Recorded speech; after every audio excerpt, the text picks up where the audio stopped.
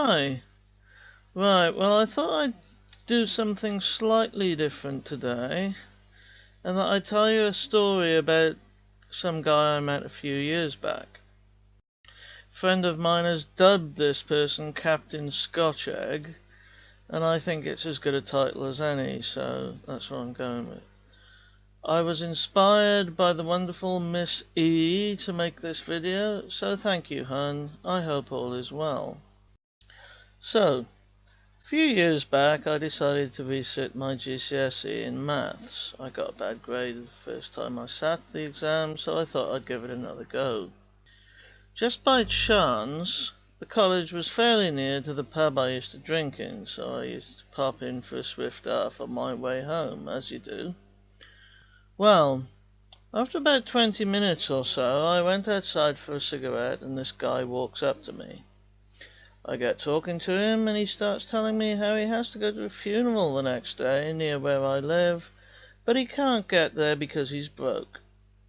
I offer to give the guy a lift since I'm going more or less that way anyway, and bear in mind this is about 9:30 at night, maybe 10 o'clock. So we get to where he lives, he jumps out the car, I go to drive off.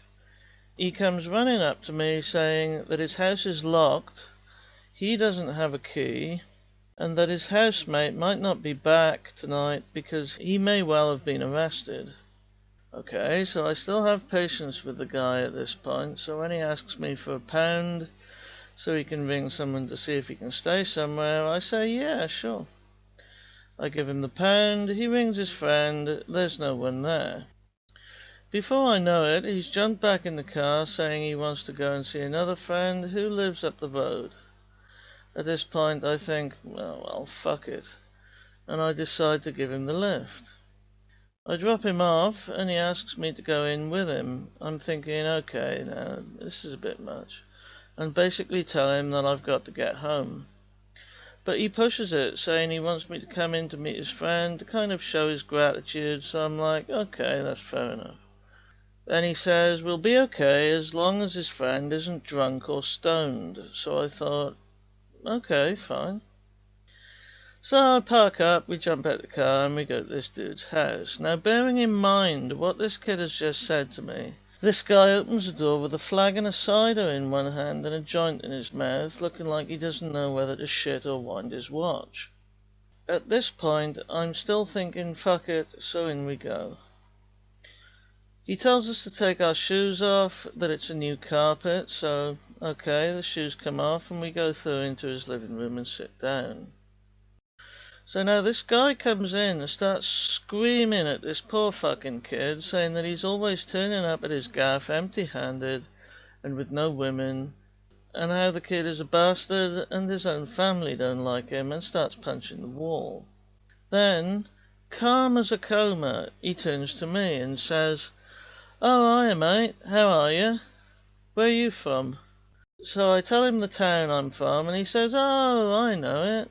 I go through there on my way to probation." So I say something bland and non-confrontational. He goes back to talking to this kid, getting his hair off, punching the wall, all sorts of crazy shit, and then decides he wants us out of his house. So, shoes are back on and we're out the door. The kid is shitting himself, probably quite understandably, and apologising profusely, but he still wants a lift. So I turn to him and I say, well, where do you want to go now? So he says he wants to go to a local supermarket that's open late and wants to get a flagon of cider and a Scotch egg. So I'm like, seriously, a Scotch egg? Okay.